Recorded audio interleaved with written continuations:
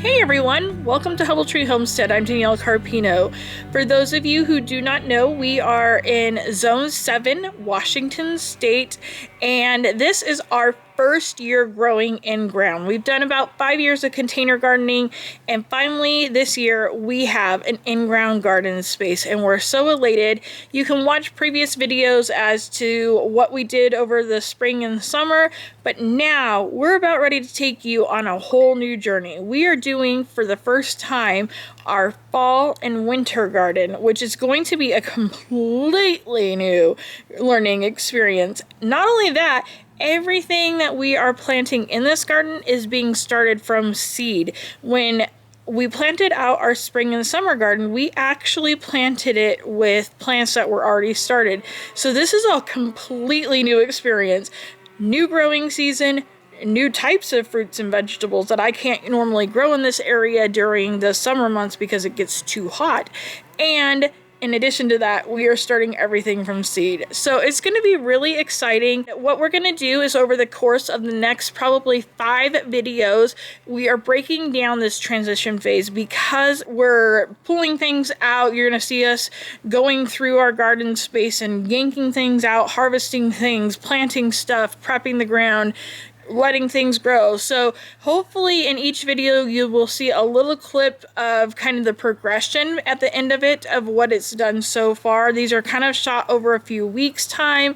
It's just kind of chaos and kind of crazy, but it's going to be fun.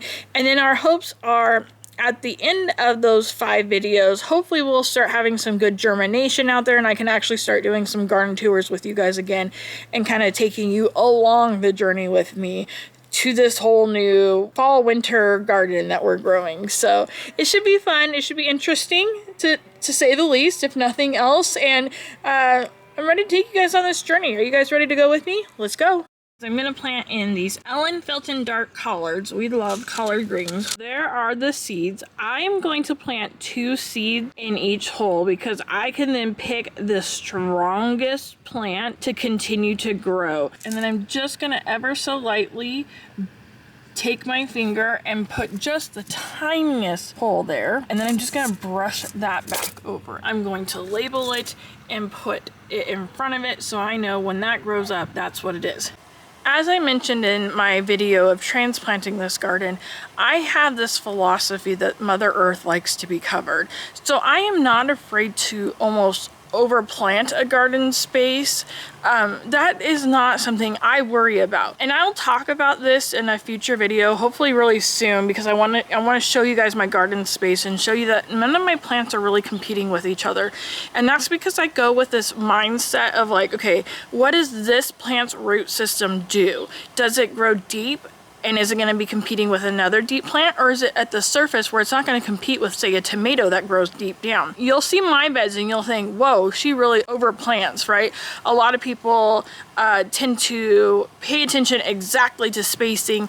I pay more attention to what does that plant's growing pattern do? How does it grow both above ground and below ground, and what am I planting around it, and how does that grow as well? We will go over that in a different video. I just wanted to tell you guys that because you will see I'm keeping this bed pretty full, and that's because we went to our family's cabin all the time and I paid attention to this kind of stuff. I was interested in foraging and the plants of the land and things like that from a very early age. My grandmother actually would have me go out when I was bored and look for plants. She had a foraging book, and Grandma Jody would have me go out and take that book and find certain plants out in the woods, you know, of our property. And I think that just really grew that passion and that interest in for me, but also helped me to understand how the earth actually grows. As a modern civilization, we have gone so far away from how the earth would tend and care to itself. I just wanted to go into this video saying, you're gonna notice this bed's gonna be full. By the time I'm done with it, it's going to be full, and you might think, oh my goodness, she's overplanting. Yes and no. So anyways, when you are planting direct seed to ground, you want to make sure that you are giving yourself a little bit of wiggle room because some seeds just will not germinate. And when you put 2 in a hole, you're giving yourself or sometimes 3, you're giving yourself more of a chance of actually yielding a harvest in case one of those does not pop up. Now from that spot, I'm gonna go down 24 inches to the next area that I'm going to plant my other 2 seeds. 1, 2.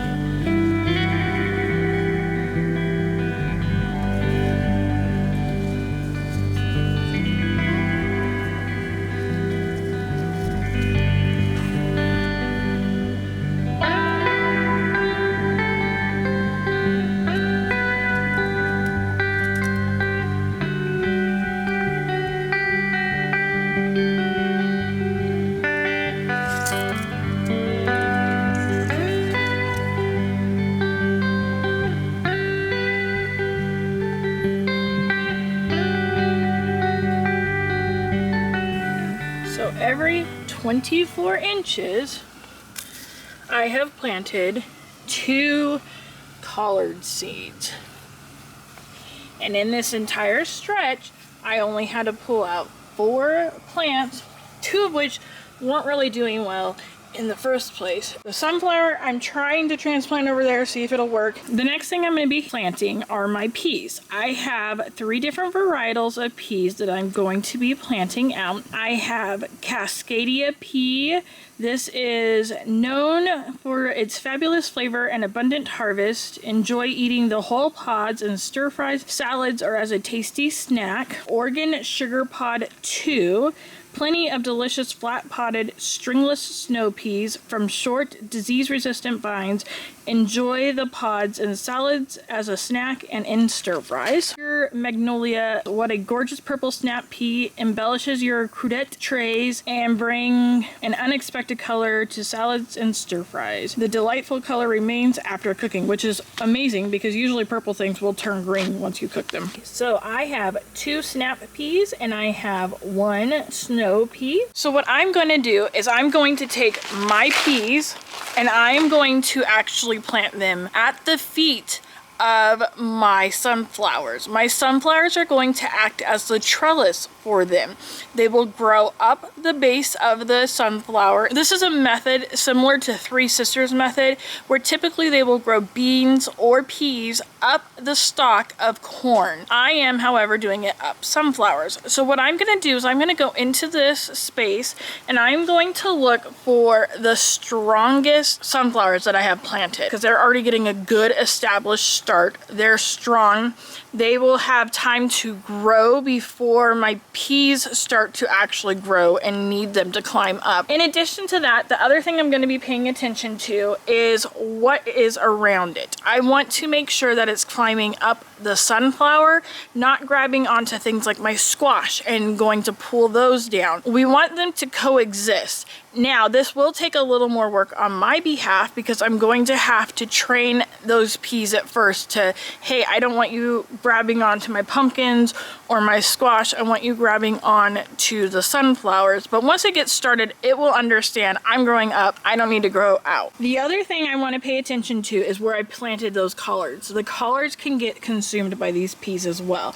So I want to make sure that I'm allowing enough space. So I wouldn't plant it on these sunflowers that are necessarily really close to the collards. However, these ones up here that are getting kind of strong, yes, it's by the pumpkin, but I can kind of help it train to not swallow that pumpkin whole. The pumpkin's doing pretty good. It's pretty established at this point. So these strong ones, I can even come in, cut off some of the leaves off that pumpkin, and then grow peas up these strong sunflowers that are right here, because there's nothing that it's competing with right up in the front.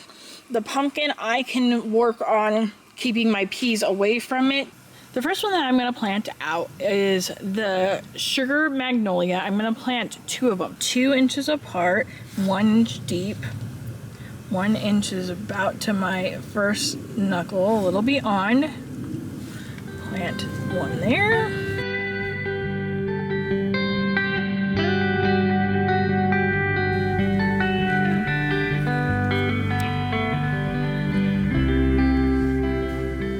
Make make sure that we are putting our label in front of it. The reason I decided to go with the Sugar Snap Magnolia right there, that's that purple one, and I thought that would be really pretty from outside to see these bright orange sunflowers and then the purple growing up it. The next one that I'm going to plant out is the Oregon Sugar Pod 2. We're going to do the same thing that I did on the last one and plant it in a triangular shape around the sunflower.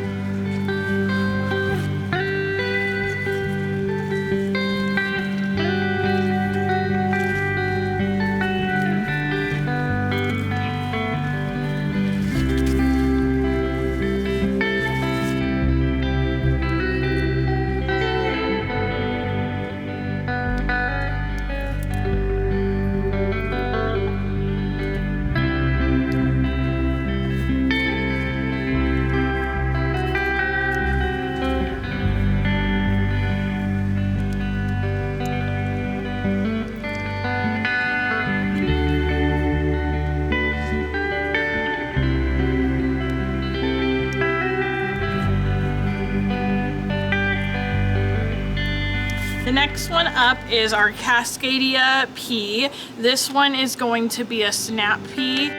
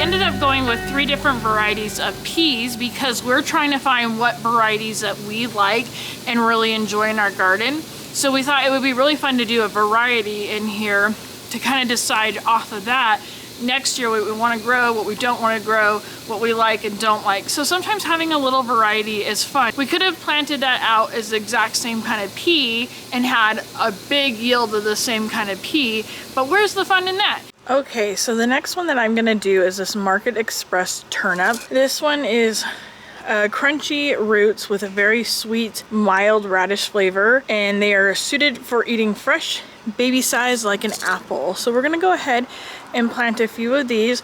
It says to do it 1/4 inch deep, and you want to do 3 seeds every 4 to 6 inches. So let's get started. So I just made a very, very shallow trench along here. These are very, very tiny seeds, as you can see right there.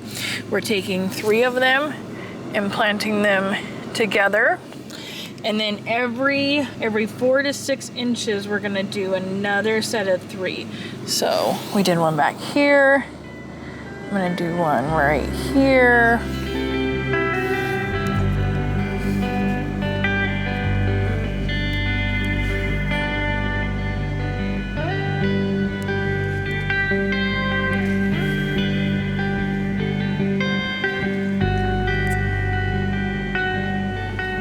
Okay, and then I'm just gonna take the dirt and push it right back over it because these don't need very deep sowing. So you just are wanting to cover them. That's all you're doing. You don't want to move them around too much. I'm gonna pat it just a little bit, just so that those stay in the area that I've designated. I'm gonna mark right there because then I'll know that whole row right there is turnip. So I'm gonna do another row of turnips. See how I'm just barely putting my hand into this soil? I'm just etching the surface basically, just enough so it has a little place to burrow. Again, we go in with 3s. Now I would probably only normally do 1 row of these, but I have been really enjoying giving my harvest to people. And so I am doing 2 rows of it, and then I'll come out and do 2 rows the next time, and so on and so forth, just so that way I have more to share.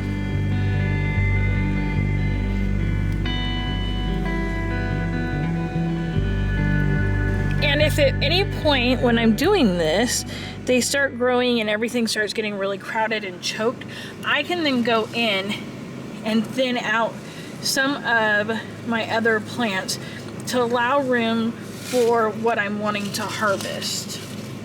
Remember, the flowers and things that I planted in here were to prepare the ground so that it would be better able to receive vegetables and plants, and just prepare the ground for next season. So again, just patting it in.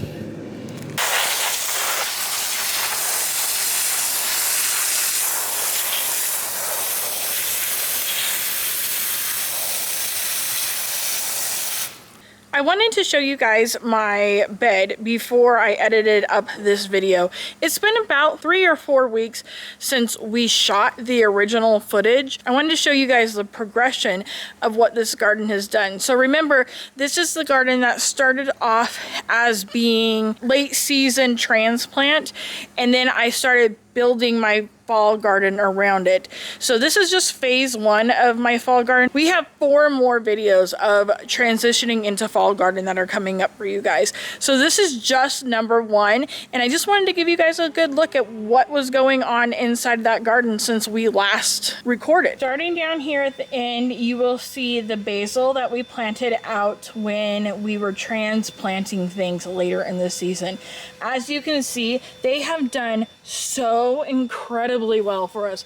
These are at least 2 feet tall, each one of them, completely loaded with basil, and that means pesto is about to be made with those. I planted in here some dragon's tongue beans just like 2 or 3 days ago. So those don't have any germination, but in that spot, that's what will be there. Right here we have a collard that is actually finally setting on its true leaves, as you can see there. So these are your primary growing leaves, and then this is going to be your first actual true leaf. Those strawberries that I thought were not going to take root, actually some of them did take root, so I have a few strawberries. These are zinnias that were planted in there. Mushrooms that are growing up inside this garden space, which is a very good sign of living, vital ground. So seeing mushrooms in your garden space is a blessing. It says that the soil is good. We have marigolds throughout that are germinating. You'll see here that summer squash that is growing. I have gotten 3 squashes off of there. You can see there's another one on, but I don't have a male blossom right now, but it looks like the one that will come on after that, there will be male blossoms that are open at the same time. I have pumpkin that is starting to grow up and through that cage that you can see right there. Then what I decided to do, if we go back down to the bottom, I decided to plant some peas along the cage just to let them kind of climb up, get some more peas. So you'll see that those just started to germinate. I did that about maybe a week ago at the most. So those are starting to germinate. Another collard that is starting to set on its true leaves. You'll see right there, those are peas that are starting to grow up. All of my sunflowers, we got them all throughout this bed that are starting to grow up. This is that magnolia, the purple pea, and this one is so pretty. Look at all those cute little tendrils that come off of it.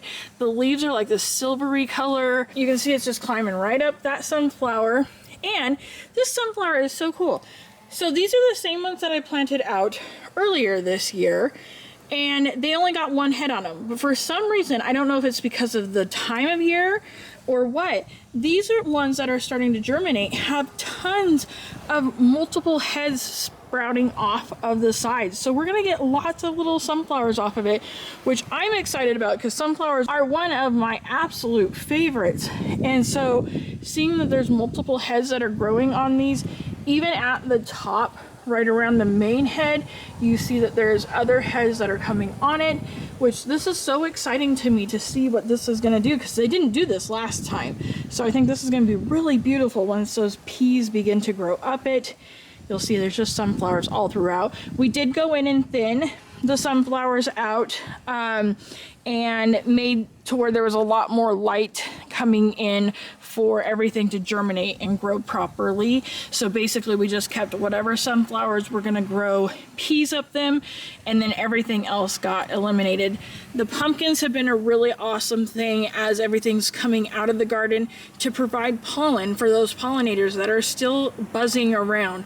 I've really enjoyed the pumpkin. If for nothing else, if I don't get a pumpkin out of it, at least my pollinators are having tons of pollen that they can then take back to their colonies and feed themselves with. So it's really cool just to kind of see how everything's coming along. Again, another one of those multi-head ones that are happening. Ladybugs are all over it. They're the garden's friend. These are really awesome because they're going to take the aphids and keep them off of here. They have been loving this little sunflower patch that I have going. I've had ladybugs all over, which is good because then it will colonize more ladybugs for years to come. So we'll just take you down. You're going to see even more of those peas that are just taking over and growing up the stalks, which is going to be just beautiful as it begins to grow even more. We have more collards that are growing up, more marigolds, more zinnias. A lot of those types of things will be thinned out, and I'll be planting more veggies in here as it goes along. But for right now, it's helping the soil. We have borage right there. And then some more peas. But just look, I mean, just take a look at that. It's so pretty how they just crawl up the sunflowers and create this whole new atmosphere. You can really see back here on this one, just kind of what it does of growing up the sunflower stems over here too. And so you're just gonna keep getting taller and taller, and you're gonna have foliage up high. And then down here is another collard. This one's doing pretty good. This one's got several true sets of leaves on it. And then we have turnips that are starting to get their true set of leaves on it too. So that means that hopefully the bulb will begin to produce, and we will have turnips off of there. Over here, more peas. And then you can see here, we have pumpkins that are growing. So we have one there, one here, hopefully one there. Hopefully that'll take. And then I planted some of those sunflowers that I pulled up and thinned out, and I put them over here, and they took root and they're doing good. So we have sunflowers that are growing over here now too. And then I spread from my old pots, I just spread my soil on this ground, and we have what I'm pretty sure are ground cherries that just popped up out of nowhere. They say tomatillo family ground cherries, things like that. Once you have them in your garden for life, basically. And I didn't think about that. Just show you guys an overview of the garden as a whole. So everything we've planted has sprouted up, is doing good, is looking beautiful. Look at that. All those sunflowers are going to be so happy when they start to bloom, and they're getting close. A lot of them are. So they're not going to be as big of heads as my other ones are, but there's going to be multiples of them on there. And I just think it's a cool weather thing. I don't know why they're doing it this time. Same exact seeds, but I'm getting multiple heads on them in the fall versus in the summer where I got one big head. And like I told you, ladybugs work them like crazy. So I'm helping grow that ladybug colony, which we want in our gardens. They help take that pest pressure off. Great natural insecticide right there is Mother Nature's way of handling it. So anyways, just thought I would give you a quick little view at what we have going on. So neat. I'm really excited. And when we start doing garden tours again, I will be showing you guys the progression of everything. You can see there are a bunch of pollen that they got off of those pumpkins. Hey everyone, editing Danielle here. So originally phase 1 was supposed to only be one video long. However, sitting down to edit, it is incredibly long. So what we will do is this will be broken up into 2 videos, and the second video will be released on Wednesday. So you guys can quickly watch it. The reason that we're actually breaking it up into 2 videos is because this was shot over the course of several weeks, and by the time I turned back around, there was a lot that needed to be addressed in that other bed. Plus, it was time for me to get out there and actually plant a few more things in it. So we are going to end this video, number 1, now, and you'll see the second part of the transition on Wednesday. So look forward to that video. I hope you guys liked this one, and boy oh boy, you guys are in for it. Alright you guys, until next time, remember, humble beginnings grow mighty things if we just tend to them. Love you guys. Bye.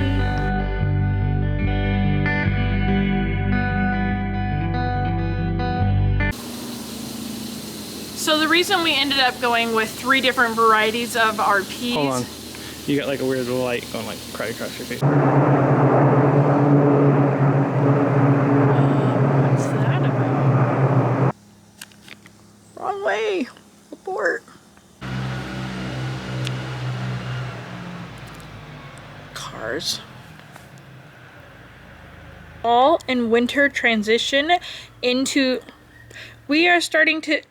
That will be... One will be...